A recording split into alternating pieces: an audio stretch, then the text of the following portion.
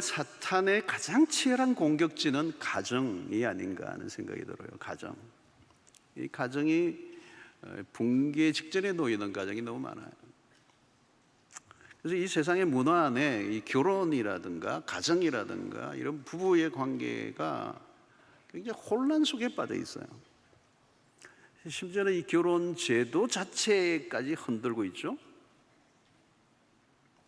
그리고 많은 사람들이 결혼을 바라보는 시선이 매우 어둡습니다.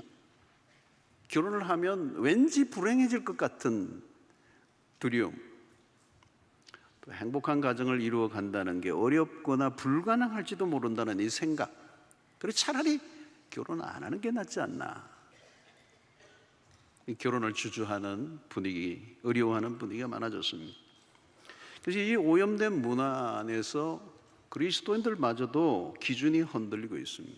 이 왜곡된 결혼관이 그세게 몰아치니까 그리스도인들이 이 세상의 결혼관과 가정관에 이렇게 흡수되어 버리는, 영향을 받는 일들이 났습니다. 그래서 이 한미준에서 만든 이 갤럽의 그리스도인이나 그리스도인이 아닌 사람들의 결혼관에 있어서 큰 차이가 전혀 없다는 겁니다. 그리고 한국 교회는 그동안 가정보다 교회를 더 많이 강조한 면이 많아요. 그래서 교회는 열심히 본인은 다니는데, 봉사도 하는데 가정이 무너져 있거나 혹은 자녀들에게 신앙의 개성에 실패한 일들이 많아졌다는 겁니다. 교회는 중요하죠. 그런데 가정도 그만큼 중요한 것입니다.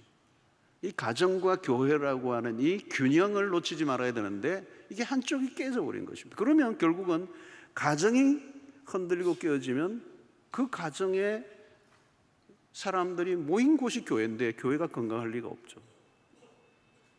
그러니까 좋은 교회에서 신앙생활을 하면 그 가정도 건강해야 되고, 그런 건강한 가정들이 모여 있는 교회가 건강한 교회가 될 수밖에 없는 것입니다. 가정은 하나님의 창조의 계획 안에 있는 것입니다. 결혼은 인간이 고안해낸 게 아니고 문화의 산물이 아닙니다.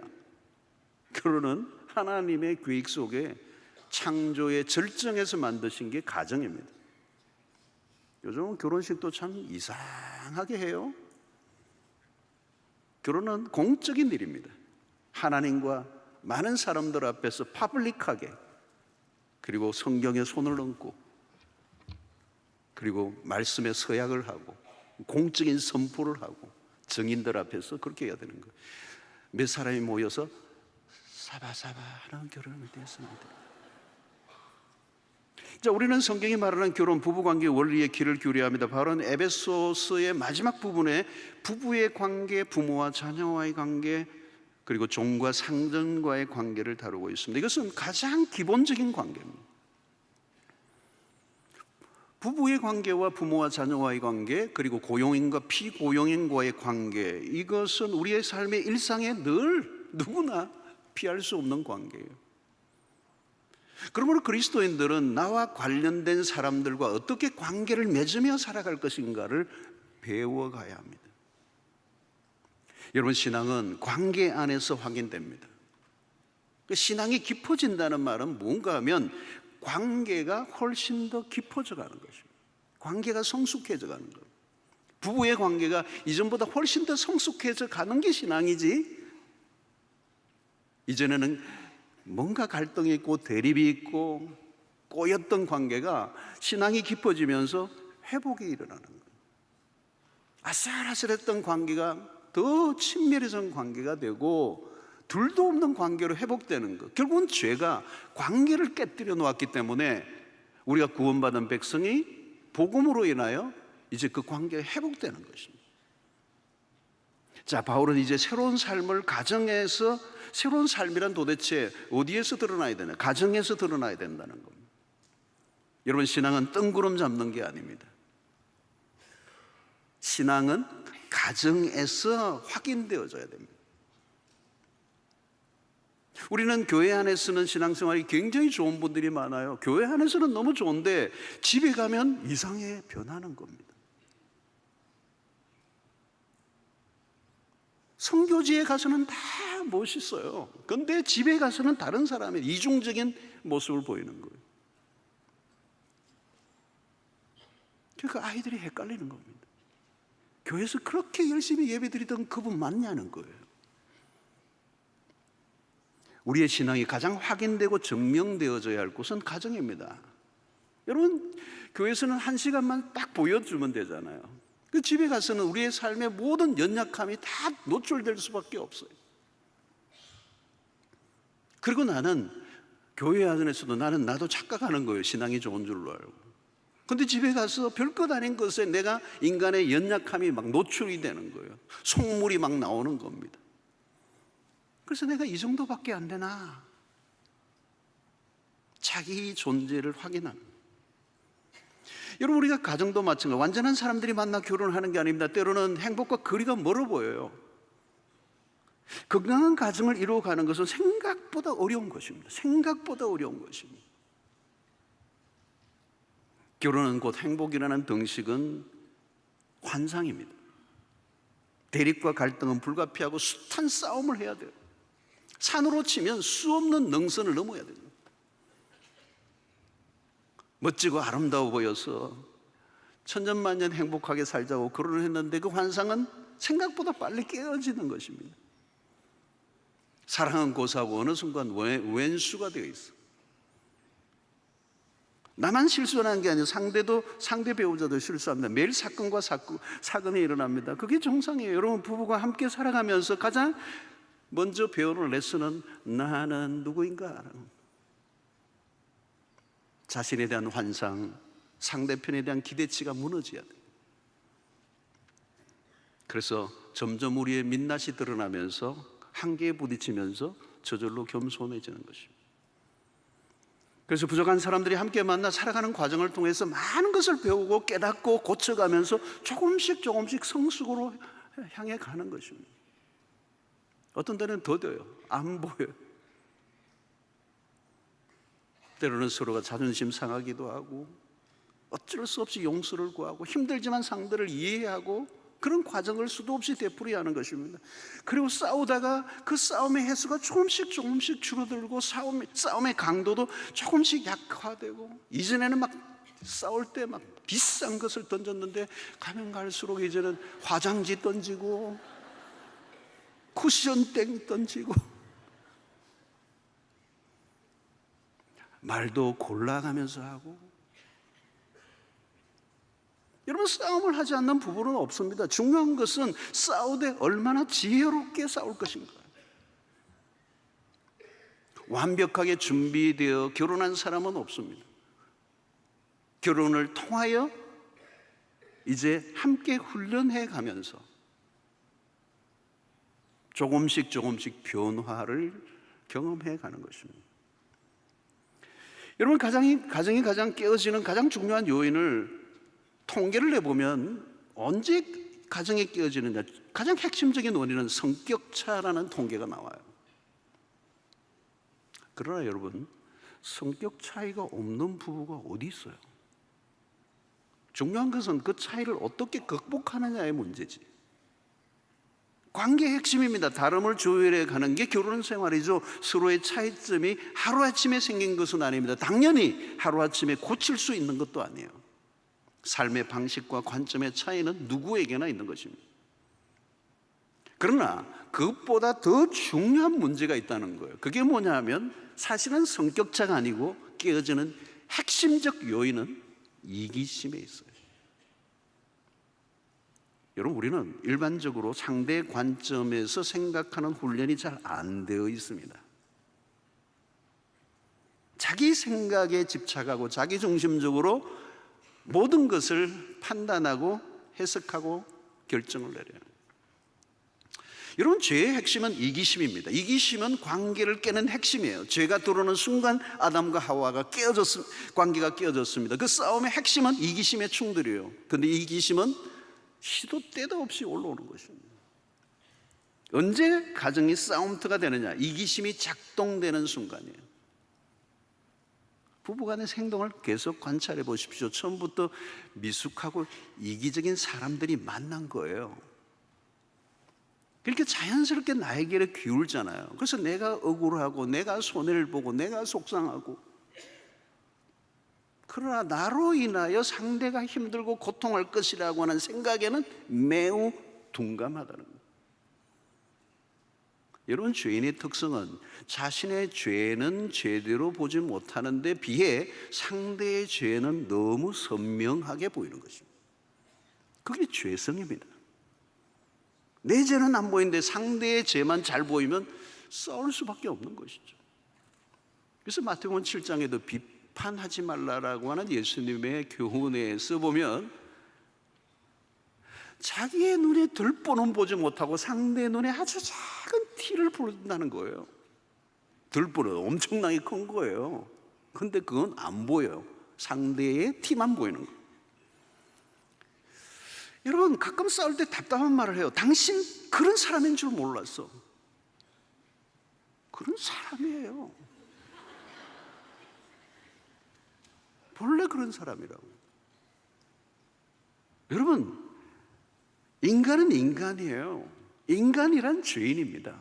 다 비슷비슷해요. 조금 덜한 죄는 있어요. 그것도 죄인입니다. 죄인은 기본적으로 자기밖에 몰라요. 자기밖에 모르면 어쩔 수 없이 잔인해집니다.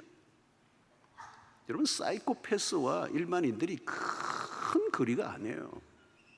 이기적이고 자기중심적이고 자기에 몰두하면 상대의 고통에 대한 이해력이 떨어져요. 내 고통만 보이는 거잖아요. 그러면 나도 모르게 다른 사람에게, 배우자에게 상처를 주는 거예요. 그래서 나도 모르게 가해자의 편에 있어요. 근데 내가 그걸 모를 뿐이지. 죄인은 자기 필요를 채우기 위해 상대를 이용하는 쪽으로 흐르는 것입니다. 이건 무서운 겁니다. 이기심이라는 것은. 이게 죄의 속성이라는 거예요. 죄인은 여기에서 자유로울 수가 없어요.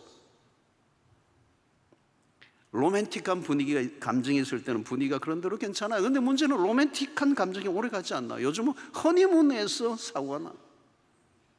그 비행기 따로 타고. 항상 그래요, 여러분. 감정은 언제나 오르락내리락 하는 것입니다. 누구나 처음에는 사랑해서 결혼합니다. 그런데 왜 그 사랑이 오래 가지 않고 무너집니까? 내 마음에 딱 맞는 짝이 있다고 생각하는 것입니다. 그러나 여러분, 내 마음에 딱 맞는 짝은 양말은 가능할지 몰라도 사람은 없어요.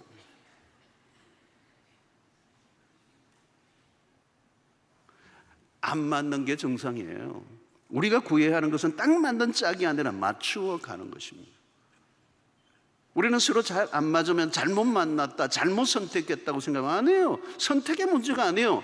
완성된 존재가 아니기 때문에 그렇게 출발할 수밖에 없는 것이고, 딱 맞지 않는 그 커플이 딱 점점 맞춰져 가는 그 일을 위해 결혼 생활에서 해내야 하는 거예요. 그런데 그게 힘들기 때문에 바울은 5장 18절에 성령의 충만을 받으라, 이 말씀이 그렇게 귀에 쟁쟁하게 들리는 거예요. 우리의 힘으로 안 되니까. 그래서 21절에 가르쳤던 서로 피차 복종하라는 이 메시지도 마찬가지예요. 이 자발적 복종이 우리의 힘으로 안 되니까 바울은 딱 5장 18절에 성령의 충만함을 받으라. 19절에는 예배를 말하잖아. 시와 찬미와 신령한 노래로 서로 화답하며 이 예배가 살아나야 된다. 그래서 은혜를 받고 하나님의 사랑을 깨달아 가면서 내적 성숙이 이루어지면서 조금씩 이기적인 존재가 이타적 존재로 전환해 가는 거예요. 저는 저만 봐도 그래요. 신혼 초에 보니까 이기적인 사람이었어. 굉장히 이기적인 사람. 지금 많이 이타적인 사람이었어. 나를 생각하기보다 아내를 생각하는 게 굉장히 많았어요. 개화된 경상도 사람이 됐어요. 그대로 뒀으면 큰일 날 뻔했어요. 목사라도. 자, 바울은 성경적 가정의 원리를 제시하고 있는, 먼저 아내들에게 말씀을 하고 그 다음에 남편에게 말씀합니다. 22절에 아내들이여 자기 남편에게 복종하기를 주께 하듯 하라.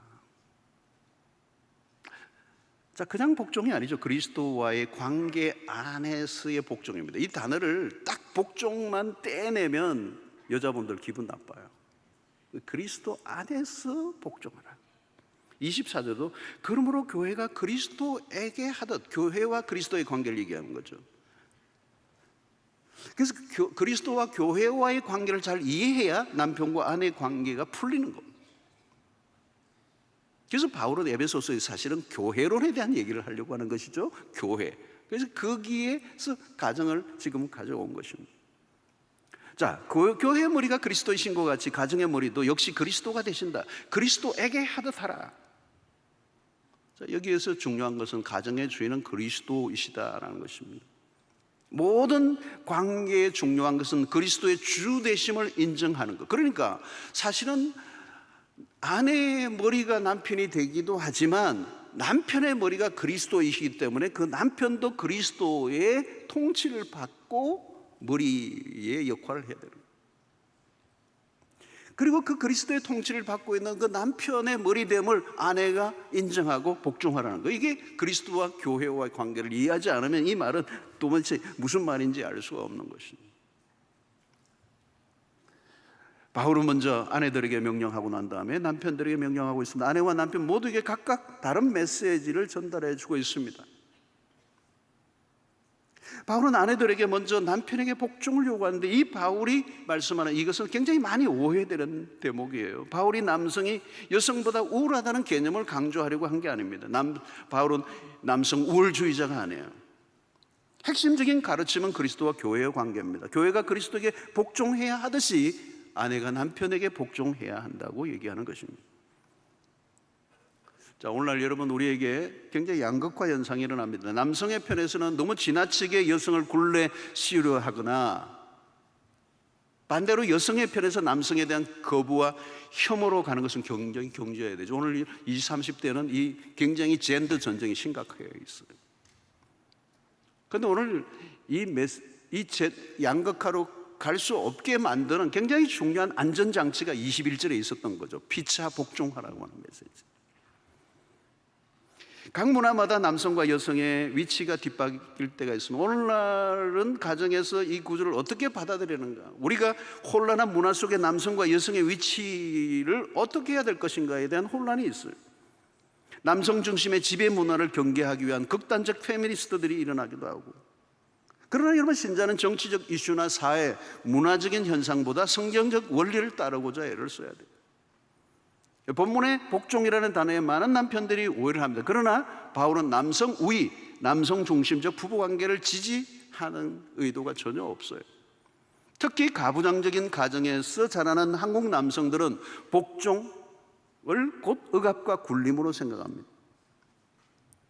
그러나 여러분, 복종하라는 이 말은 대등하지 않다는 말이 아니에요. 여러분, 성자 예수 그리스도가 성부께 온전히 복종하신 것은 성자가 성부 하나님보다 모자라기 때문에 하신 복종이 전혀 아니죠. 바울의 주장은 결코 노예적인 순종 혹은 굴종을 말하는 것이 아닙니다. 바울은 지금 남녀 관계 갈등을 부추리고 하는 의도가 없어요. 단지 그 가정의 머리로 남성을 세우신 의도를 우리가 발견해야 돼요. 여러분, 가정의 머리는 도대체 누구냐? 결혼하면 이 파워게임, 주도권 싸움이 막 벌어져요. 누가 더 돈을 많이 버는가? 누가 더 능력이 있는가? 요즘은 또 연하남과 또 결혼하는 분들이 많으세요. 내가 누나잖아, 뭐 또 이렇게 굴림하는 분들이, 나이로 짓누르는 경우도 있고. 누가 머리를 할 거냐? 주도권의 다툼이죠. 그리고 그 머리는 상황에 따라 바뀌게 되는 것입니다. 그래서 성경은 가정의 머리는 남편이다 이렇게 얘기하는 거죠. 몸에 머리가 있는데 머리는 하나여야 된다, 이런 논리예요. 교회도 마찬가지.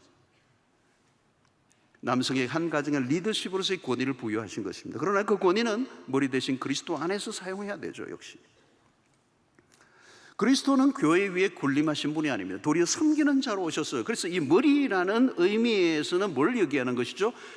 책임을 지는 자리라는 것입니다. 성경적인 리더십의 모델도 예수 그리스도죠. 그 예수 그리스도는 책임을 지는 희생의 리더십이었습니다. 여러분, 책임을 진다는 건 굉장히 어려운 것입니다. 가정 안에서 일어나는 모든 것의 책임을 남편이 지는 자리에 있다는 겁니다. 그리고 가정에서 다양한 일들을 결정할 때에 누군가 최종적인 결정을 내려야 돼요. 그 결정권이 남편에게 있다는 것입니다. 그 남편이 우울하기 때문이 아니라 두 사람이 모여 가정을 이루어갈 때 그 최종적인 권한을 남편에게 줬다는 거예요. 그러나 그 결정권을 가졌다고 해서 남편이 임의로 독단적으로 하라는 의미가 아니에요. 중요한 것은 질서의 문제라는 것입니다.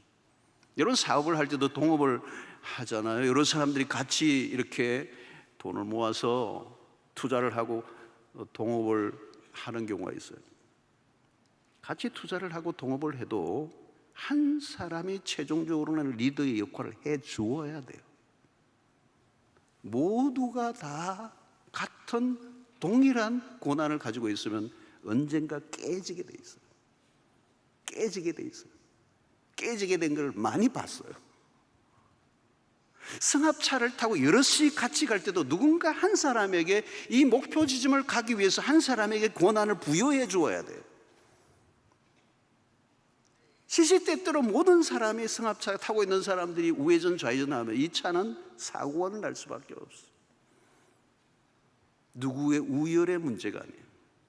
사공이 많으면 배가 산으로 간다.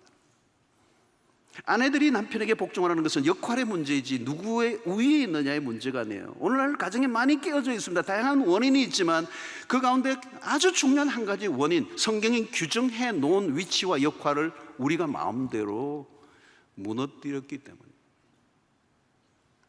남편의 머리됨을 무시하면 무질서 혼란이 옵니다. 왕이 없던 사사기는 혼란 그 자체였습니다. 무정부보다 차라리 악한 왕의 통치가 낫다는 말이 그 말이겠죠. 극단적인 비유이지만. 그래서 부부관계에서 역할이 매우 중요하다. 그러므로 아내들에게 요구하는 것은 남편의 리더십에 대한 존중입니다. 리스펙트입니다. 남편을 인정해주고 존중히 여겨주는 것. 자, 그런데 오늘날 남편들은 기가 많이 죽어 있어요. 가정의 주도권을 여성들이 쥐고 있는 경우가 많아요. 심지어 매 맞는 남편들이 늘어간다. 강큰 남자 시리즈가 한때 나왔잖아요. 90년대 이후부터 여성의 지위가 향상되면서 상대적 박탈감을 느꼈던 남성들이 상당히 그 사회 현상을 이렇게 비하하는 그런 유머가 나온 거예요. 남성들에게서.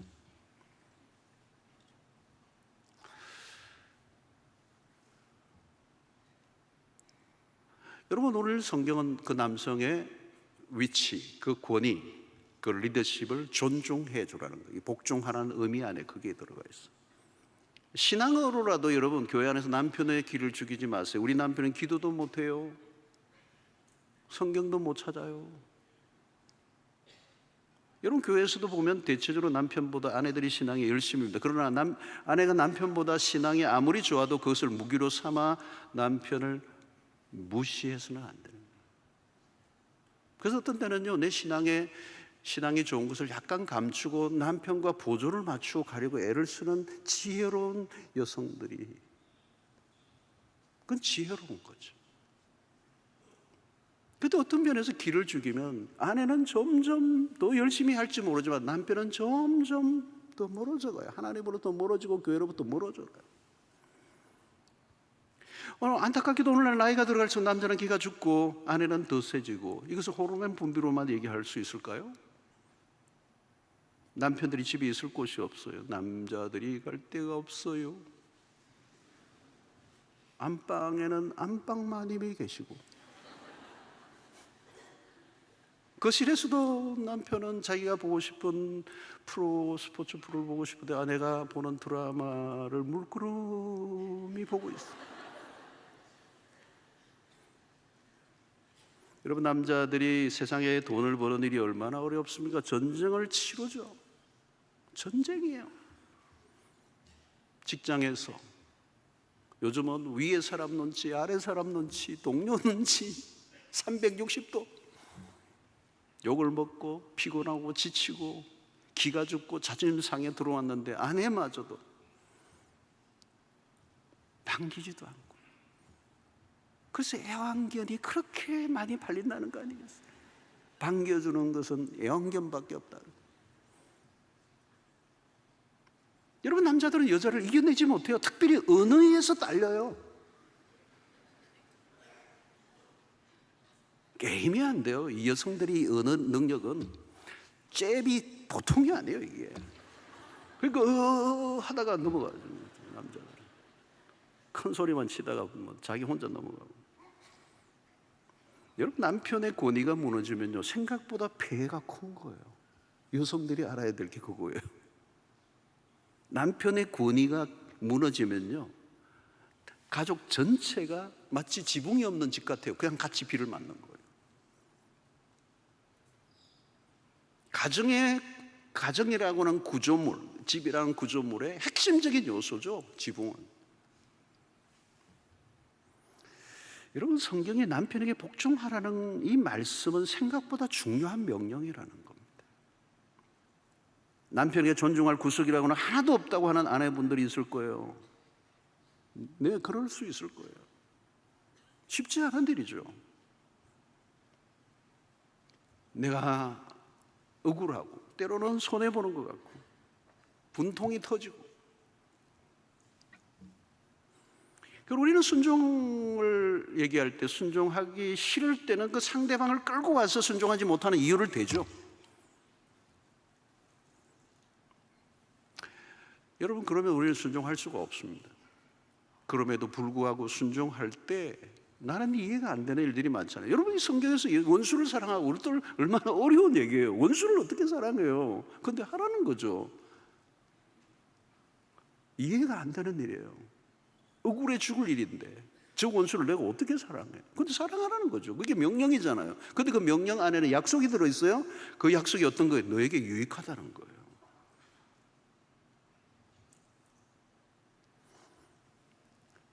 성경 아내들의 역할을 돕는 배필이라고 창세기에서 얘기했습니다.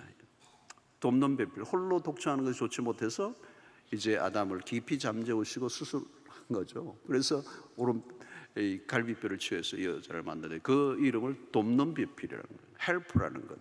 이걸 구약의 히브리어로는 에젤이라는 단어를 써요. 그런데 이 에젤이라는 단어는 엄청난 단어예요. 이 단어는 하나님이 에젤이시에요. 성령이 에젤, 곁에서 도우신다는 게 성령이 에젤이에요. 그런데 여인에게 돕는 배필을 에젤이라는 단어를 쓴 거예요. 이거 엄청난 겁니다. 그는, 여러분, 하나님이 약한 자가 강한 자를 돕습니까? 아니에요. 강한 자가 약한 자를 돕는 거예요. 그러니까 여성을 에젤이라고 하는 이 표현은 엄청난 거예요. 그 역할을 부여해 준 거예요. 그러니까 여성만이 가지고 있는 독특한 에너지와 힘이 있어요. 그 말은 남성을 남성으로 세울 수 있는 힘이 그 여성에 있다는 거예요.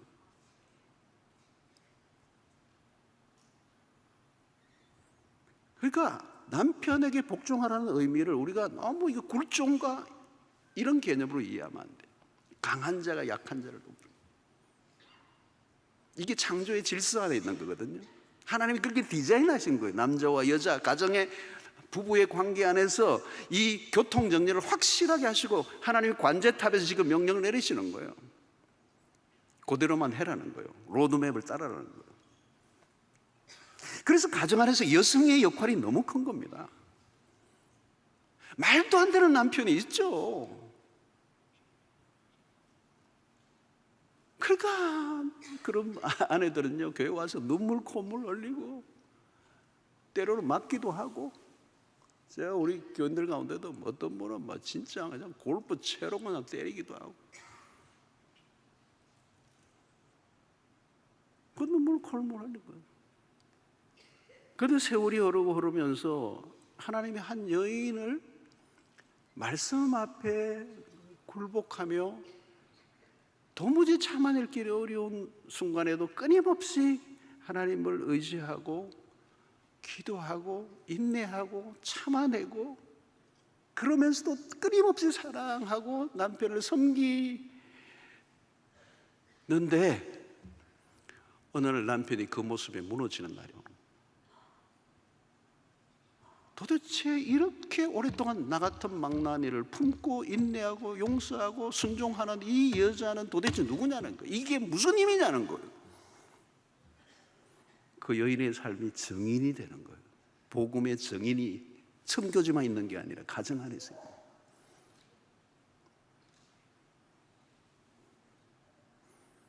여러분, 아내의 신앙은 남편에게 인정을 받으셔야 돼요. 남편에게 인정을 받아야 돼. 너 진짜 예수적이다. 한 분이, 남자분 한 분이 아멘해서 와우, 좋은 아내와 사실 거예요. 그런데 이 복종이 언제 가능하냐면 내가 그리스도에게 끊임없이 복종하는 훈련이 된 사람이래야 남편에게 복종이 돼요. 이 복종의 훈련을 내가 그리스도와의 관계 속에서 끊임없이 복종하는 훈련을 해야 돼요. 여러분, 성경 안에 우리가 정말 이해하고 하기 힘들고 납득하기 힘든 명령과 말씀이 얼마나 많아요. 그래도 우리는 끊임없이 그 말씀을 순종하려고 하다가 보니까 완성되지는 않았지만 그 과정을 통해 나를 익어가게 하시고 깊어지게 하시고 겸손하게 하시고 변화시켜 주시고, 얼마나 여러분 내가 주인 노릇하려고, 내가 왕 노릇하려고, 내가 왕초가 되고 싶어하고 내 모든 것대로 좌지우지하고 싶어 하는데 하나님은 그걸 컨트롤하게 하시는 거예요. 여러분, 영화를 보면 어려운 배역들이 있습니다. 그런 배역은 초보자에게 안 시킵니다. 고난도의 배역을 초보자에게는 감당이 안 돼요. 그 역할을 감당해낼 수 있을 것 같아서 그 배우에게 맡기는 거예요. 아내에게 복종을 맡기는 이유는 그 이유예요. 그 배역이 결코 쉽지 않은 배역이라는 걸 하나님은 알고 계세요. 강해야 도울 수가 있어요. 그게 에젤이에요.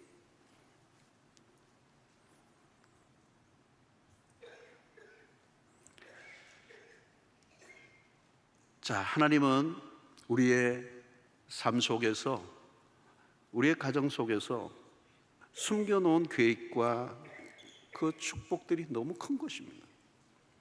그러나 그 과정으로 가기까지는 시간이 걸리고 그 과정에 많은 애환이 들어있는 것은 사실입니다. 여러분, 성경은 남편들에게 아내를 복종시켜라고 말하지 않아요. 그런데 아내에게는 남편에게 복종하라고 그랬습니다. 이를 악문 복종이 아니라 자발적 복종, 그것은 약속이 있는 말씀에 대한 기대와 믿음을 가진 순종인 것입니다. 그러면 언젠가 남편이 훌륭한 머리로 세워질 날이 올 것이라는 이 믿음을 가진 사람들, 복음은 우리로 하여금 사랑 안에서 복종하게 만듭니다. 건강한 가정은 당장 눈앞의 현실로만 보면 불가능해 보여요. 그래서 멀리 긴 싸움입니다. 시작부터 완성된 작품을 보는 것은 불가능합니다. 여러분, 우리에게 좋은 것은 시간의 과정을 통해서 다 만들어지는 겁니다. 가족은 공동 운명체입니다. 한 사람은 행복하고 또 다른 사람은 불행해지는 일은 없어요. 행복하면 같이 행복하고 불행하면 같이 불행해지는 거예요. 왜? 둘은 한 몸이기 때문에 one body예요. 결혼한 순간부터 두 사람은 분리해서 생각할 수가 없어요. 그래서 둘 아니요 한 몸이니, 결혼하는 순간부터 두 사람을 분리할 수 없어요. 서로가 책임을 져야 합니다. 서로가 책임의 관계예요. 문제가 생기면 같이 져야 합니다. 고통이 한쪽에만 쏠리지 않습니다. 모두가 같이 겪어야 합니다. 항상 기억하세요. 내가 아니라 우리라고 하는 개념, 나만의 만족은 없어요. 우리가 만족하는 것이니 함께 가야 돼요. 음악으로 치면 듀엣이에요. 이중주입니다. 독주가 불가능합니다. 각자의 길을 가면 안 되죠. 그런 면에서 한 몸을 지켜가는 것이 중요한 것입니다. 성령이 하나 되게 하신 것을 힘써 지키라는 이 말씀은 부부관계 안에서도 적용됩니다. 그리스도와 교회와의 관계가 하나인 것처럼, 여러분의 성경적 원리를 붙들고 가면 언젠가 우리가 상상하는 그 이상의 가정이 펼쳐지는 것입니다. 저는 한라산 정상에도 한번 가본 적이 있고 백두산에도 한번 올라가 본 적이 있어요. 백두산은 산으로 차로 많이 올라가서 중국 쪽으로 가니까 올라가서 별로 그렇게 어렵지 않았어요. 근데 한라산은 그냥 밑에서부터 올라가니까 굉장히 힘들었는데 포기하고 싶은 때가 많이 있었지만 오르고 그 1950 고지 올라가니까 다른 비경이 있더라고요.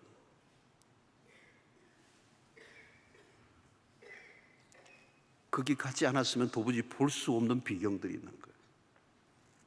저는 하나님이 우리의 가정 안에 이 비경을 숨겨 놓으셨다고 믿어요. 부부의 관계보다 더 나은 행복을 이 세상에 하나님이 약속해 놓지 않았어요. 이게 비밀이 있는 거예요. 남편은 아내를 사랑하고 아내는 남편에게 복종을 하라는 이 말씀이 깨달아지고 그것이 삶 속에 익어져 갈 때 아름다운 가정이라는 열매가 맺혀지게 되는 것입니다. 복음을 경험한 그리스도인의 삶에는 관계의 변화가 일어나야 정상입니다. 이제 새로운 삶, 옛 옷을 버리고 새 옷을 입는 새로운 삶, 뉴 라이프, 뉴 소사이어티, 모든 게 새로운 삶에 있어서 매우 중요한 것은 새로운 관계, 그것은 부부의 새로운 관계가 열립니다. 옛 사람의 모습이 아니라 이기심에 그냥 뜨덕뜨덕 붙어있는 삶에, 그리고 자기 주장을 일관된 모습이 아니라, 복종은 더 이상 타락한 본성에 방치된 주제가 아니라 복음 안에서 복종의 개념은 새로운 관계로, 새로운 단계로 나아가게 하시고 우리의 축복의 문을 열어주는 관문에 이 복종을 통과해야 한다는 거예요. 그리고 그 질서를 통하여 한 가정에 아름다운 하모니가 이루어질 때 우리가 한 번도 꿈꿔보지 못했던 우리의 상상을 넘어선 부부의 행복과 기쁨과 사랑과 만족이 주어지는 것입니다. 사랑하는 성도 여러분, 오늘 가정 만만하지 않습니다. 폭풍 가운데 휩싸여 있어요. 오늘 부모님들이 자녀들을 결혼시키면서 불안해. 그러나 여러분, 그리스도의 가정은 염려할 필요가 없어요. 왜? 로드맵이 있어요. 우리는 길을 알아요. 길이 알려져 있어요. 우리는 다시 성경으로 돌아가면 돼요. 말씀이 답이에요. 하나님의 말씀의 원리와 기준을 지켜나가면 됩니다. 하나님의 말씀과 이 기준은, 원리는 캐캐 묵은 게 아니에요, 여러분. 성경은 캐캐 묵은 책이 아니에요. 오늘 현대 가장 모던해요. 가장 확실하고 가장 정확한 완전한 길로 인도하는 게 성경이에요. 오늘 아내에게 남편에게 복종하라는 이 말씀이 캐캐 묵은 것이 아니에요. 오늘 저는 아내들에게 대한 말씀을 했습니다. 근데 여러분, 남편들은 오늘 막 아멘 하고 이러는데, 여러분 다음 주를 기대하셔야 돼요.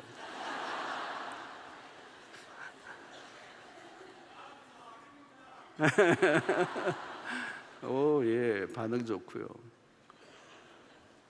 근데 여러분, 아내들에게 주신 오늘 말씀은 세 절이에요, 세 절. 근데 남편에게 주신 구절은 9구절이라는 사실. 3배가 된다는 거예요.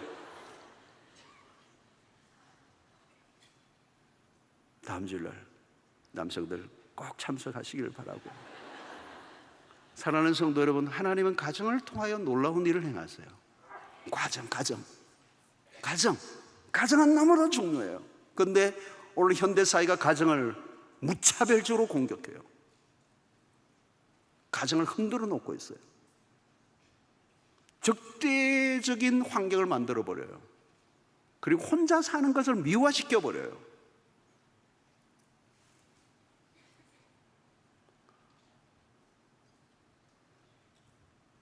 그리고 남자와 남자가, 여자가 동성애가 합법화되고 사회에 거대한 물줄기를 형성하고 있어요.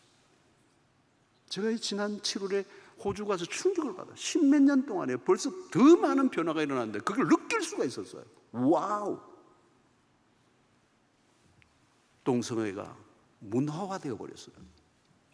그침없이 밀고 와요. 여러분, 우리는 성경을 붙잡아야 돼요. 하나님의 말씀을 생명처럼 붙들어야 돼요. 이해와 내 납득과 상관없이 진리는 영원히 진리인 줄로 믿습니다. 가정을 통한 하나님의 비밀은 너무도 큰 거예요. 그러니까 마귀가 집요하게 공격하고 이것을 깨뜨리려고 하는 것입니다. 여러분, 이 가정을 지켜내는 일에 힘쓰시기를 바라고, 이미 내 삶에 한번 실패가 있었다면 다시 하나님께서 회복의 역사를 허락해 주시기를 바랍니다.